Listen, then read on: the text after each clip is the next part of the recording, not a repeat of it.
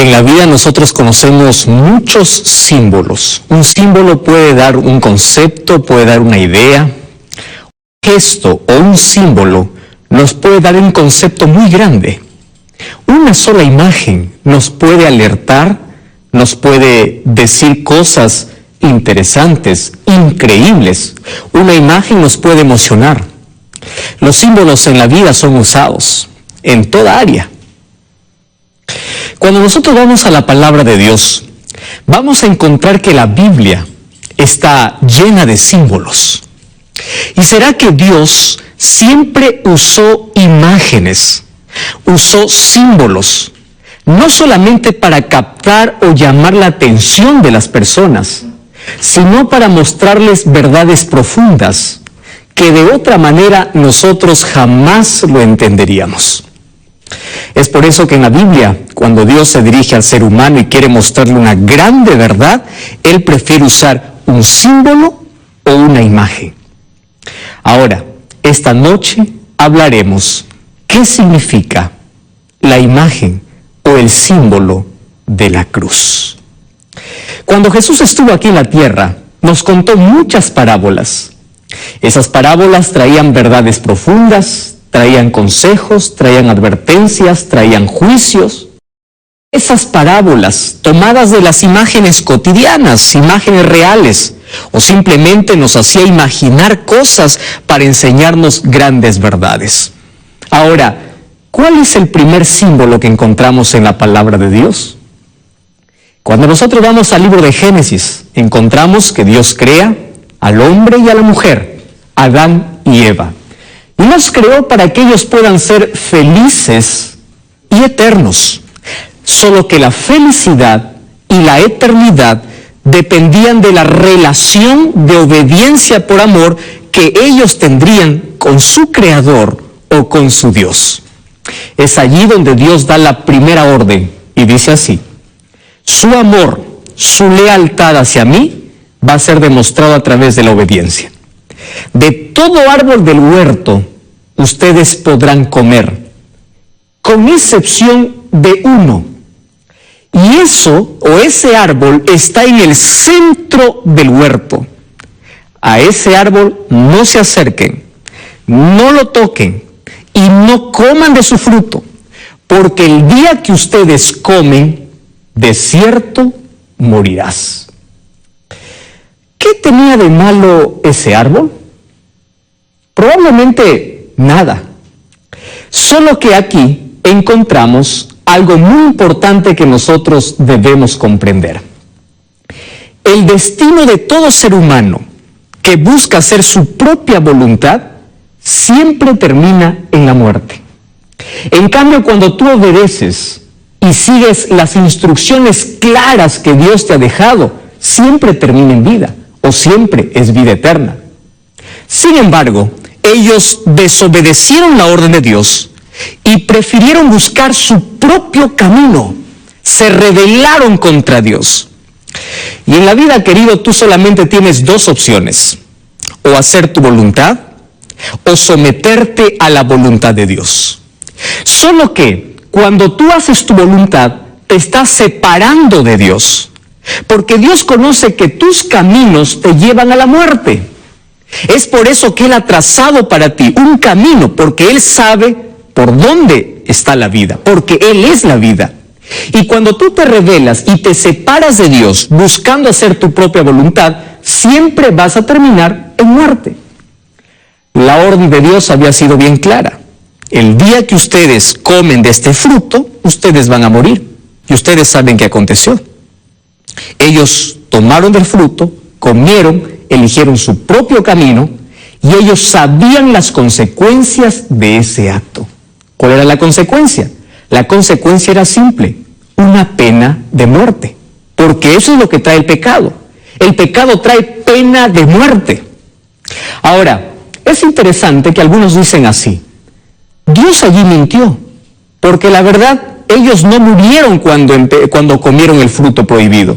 Ellos continuaron viviendo, aunque salieron del huerto, del paraíso, del jardín del Edén. ¿No hubo muerte? No, estás equivocado. Sí hubo muerte. Y hubo muerte en el mismo día que ellos desobedecieron. Porque cuando Dios fue a buscar a Adán y Eva, ellos se habían escondido. Porque ellos se sentían desnudos o se dieron cuenta que estaban desnudos. Y ahí es Dios quien toma un cordero y sacrifica ese cordero. Y es la primera vez que Adán y Eva ven a un animal morir, a un ser creado por Dios. Imagino la tristeza profunda que hubo en el corazón porque vieron un animal inocente morir en su lugar. A partir de ese día Dios estaba diciendo, la consecuencia del pecado es la muerte. Cada vez que tú pecas, mereces morir.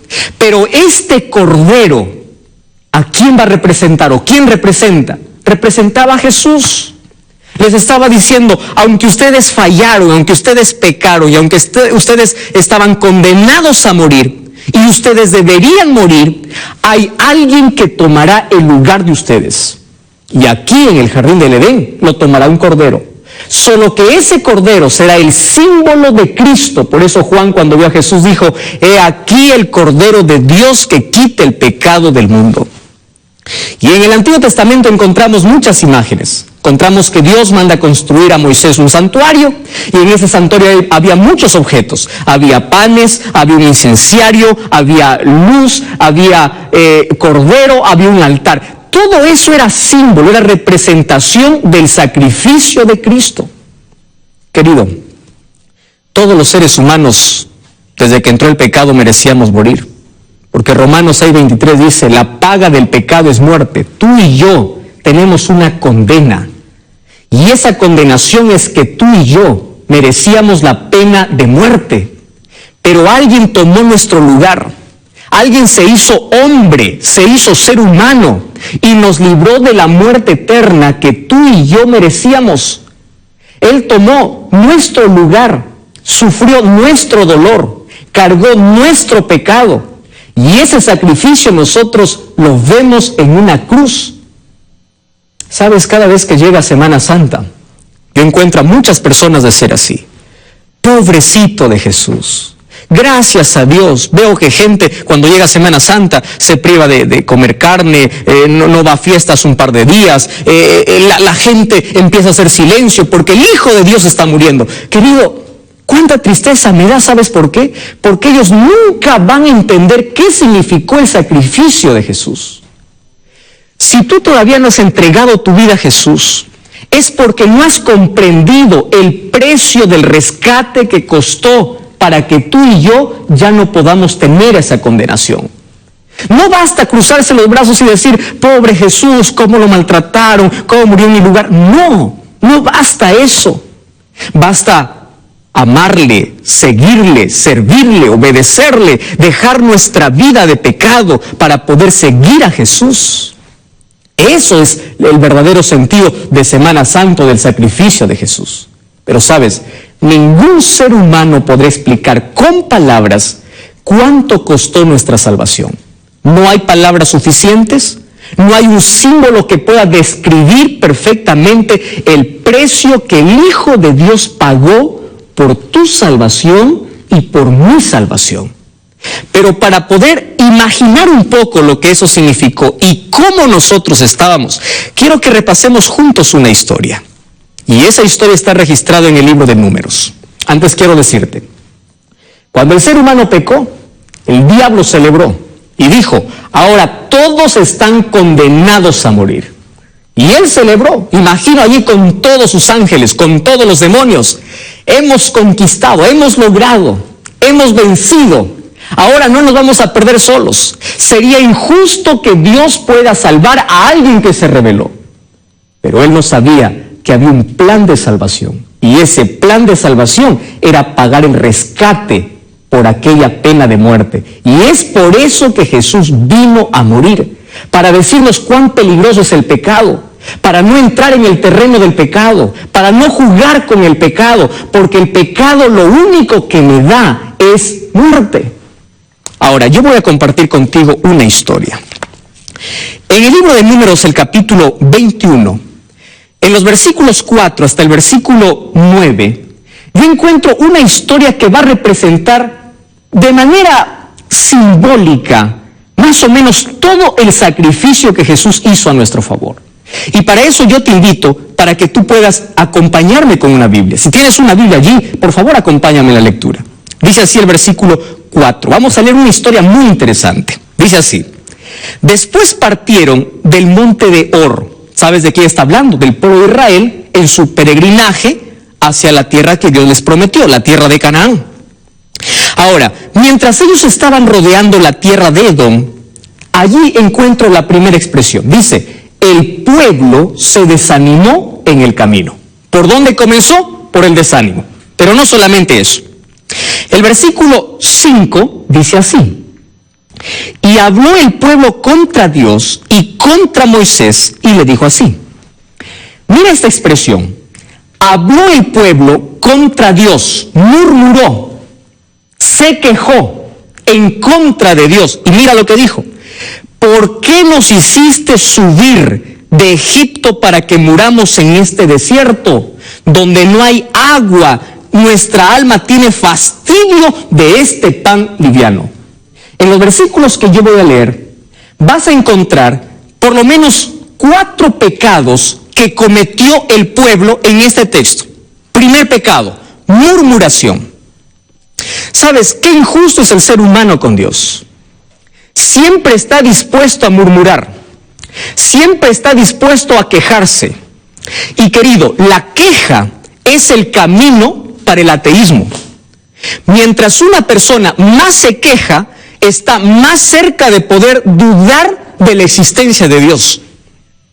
Yo encuentro a muchas personas que hoy se quejan porque empiezan a contar las dificultades de su vida en lugar de contar las bendiciones que Dios les dio. Y el pueblo era injusto. ¿Qué cosa dijo? Murmuró contra Dios y dijo: ¿por qué nos hiciste subir? ¿Sabes qué estaba diciendo? Dios es el culpable de lo que está aconteciendo. Ojalá nos hubiésemos quedado como esclavos allá en Egipto. Ojalá siguiéramos allá. ¿Por qué nos sacó Dios? ¿Sabes? Dios escucha toda queja que sale de tus labios. Es verdad que podemos contar a Dios nuestras dificultades. Es verdad que podemos desahogar, podemos abrir el corazón para con Dios cada vez que oramos. Pero qué triste es ver personas que lo único que conversan son quejas y quejas y quejas y quejas. La murmuración es retar a la sabiduría divina y la queja es el camino al ateísmo.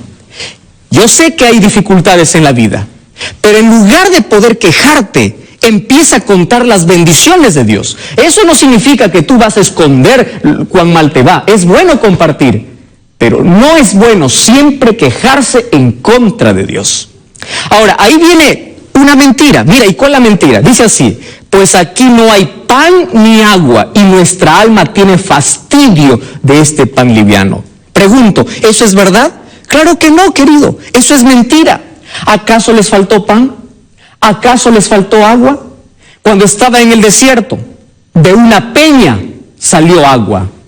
Del cielo caía maná, el alimento de los ángeles, el alimento que les hacía mantener fuertes, el alimento que les daba vigor, fortaleza, el pan del cielo. Ellos estaban no solamente descontentos, sino que el segundo pecado es la mentira. ¿Por dónde comienza? Por una queja.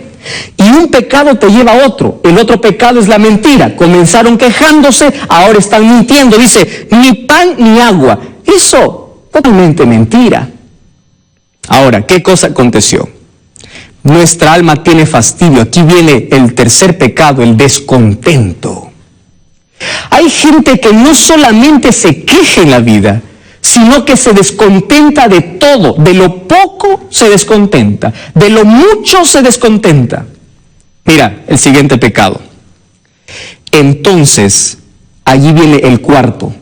Ellos aquí expresaron no solamente su descontento, sino su ingratitud para con Dios. ¿No te parece que nos parecemos mucho a este pueblo? Nos paramos quejando, número 1. A veces mentimos o exageramos. Número 2. Número 3, estamos descontentos con las cosas que recibimos o que tenemos. Y número 4, nosotros también somos ingratos con Dios. Ahora, aquí yo encuentro 4 pecados marcados en el pueblo de Israel. Solo que, después del pecado, ¿qué cosa viene? ¿Cuál es la paga del pecado? Es la muerte. Y aquí tú puedes encontrar lo siguiente. Versículo 6 dice así: y Jehová envió entre el pueblo serpientes ardientes que mordían al pueblo, y murió mucho del pueblo de Israel. Qué interesante. A mí me interesa mucho la expresión Jehová envió serpientes ardientes. ¿Significa que Dios se venga de todos aquellos que le desobedecen o es consecuencia? Mira, quiero invitarte a leer lo que dice el libro de Deuteronomio, el capítulo 8, el versículo 15.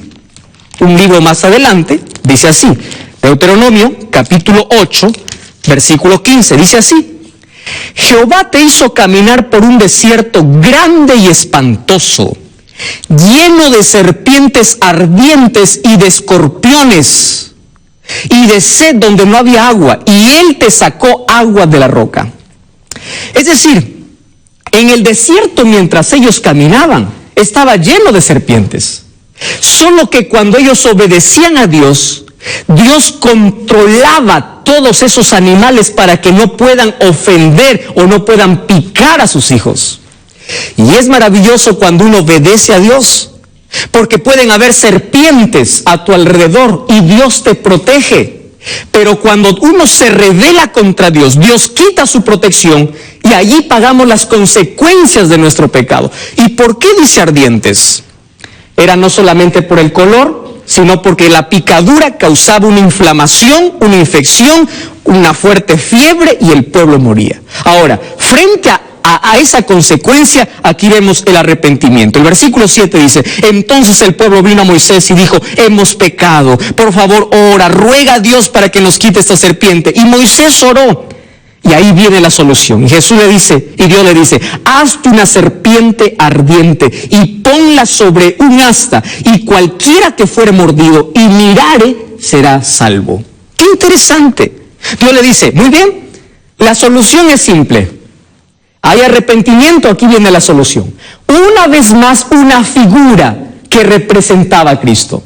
Ahora funde una serpiente, una imagen de una serpiente, levántala sobre un asta y todo el que mire es salvo. ¿Sabes qué cosa significa eso? Eso es un acto de fe. ¿Por qué un acto de fe? Porque tú crees que una persona normal puede creer que siendo picado por una serpiente, solo mirando a otra serpiente podría sanarse. Esto significaba creer en la palabra de Dios, y todo el que obedecía vivía. Y aquí me está diciendo que la salvación frente al pecado es simple. Mira a Jesús, mira al Cordero de Dios que quite el pecado del mundo. Y en el Antiguo Testamento encontramos muchas imágenes. Encontramos que Dios manda construir a Moisés un santuario, y en ese santuario había muchos objetos. Había panes, había un incenciario, había luz, había cordero, había un altar. Todo eso era símbolo, era representación del sacrificio de Cristo. Querido, todos los seres humanos, desde que entró el pecado, merecíamos morir. Porque Romanos 6:23 dice: la paga del pecado es muerte. Tú y yo tenemos una condena. Y esa condenación es que tú y yo merecíamos la pena de muerte. Pero alguien tomó nuestro lugar. Alguien se hizo hombre, se hizo ser humano y nos libró de la muerte eterna que tú y yo merecíamos. Él tomó nuestro lugar, sufrió nuestro dolor, cargó nuestro pecado. Y ese sacrificio nosotros lo vemos en una cruz. Sabes, cada vez que llega Semana Santa, yo encuentro a muchas personas de ser así. Pobrecito de Jesús. Gracias a Dios, veo que gente cuando llega Semana Santa se priva de comer carne, no va a fiestas un par de días, la gente empieza a hacer silencio porque el Hijo de Dios está muriendo. Querido, cuánta tristeza me da, ¿sabes por qué? Porque ellos nunca van a entender qué significó el sacrificio de Jesús. Si tú todavía no has entregado tu vida a Jesús, es porque no has comprendido el precio del rescate que costó para que tú y yo ya no podamos tener esa condenación. No basta cruzarse los brazos y decir: pobre Jesús, cómo lo maltrataron, cómo murió en mi lugar. No, no basta eso. Basta amarle, seguirle, servirle, obedecerle, dejar nuestra vida de pecado para poder seguir a Jesús. Eso es el verdadero sentido de Semana Santa, del sacrificio de Jesús. Pero sabes, ningún ser humano podrá explicar con palabras cuánto costó nuestra salvación. No hay palabras suficientes, no hay un símbolo que pueda describir perfectamente el precio que el Hijo de Dios pagó por tu salvación y por mi salvación. Pero para poder imaginar un poco lo que eso significó y cómo nosotros estábamos, quiero que repasemos juntos una historia. Y esa historia está registrada en el libro de Números. Antes quiero decirte, cuando el ser humano pecó, el diablo celebró y dijo, ahora todos están condenados a morir. Y él celebró, imagino allí con todos sus ángeles, con todos los demonios. Hemos conquistado, hemos logrado, hemos vencido. Ahora no nos vamos a perder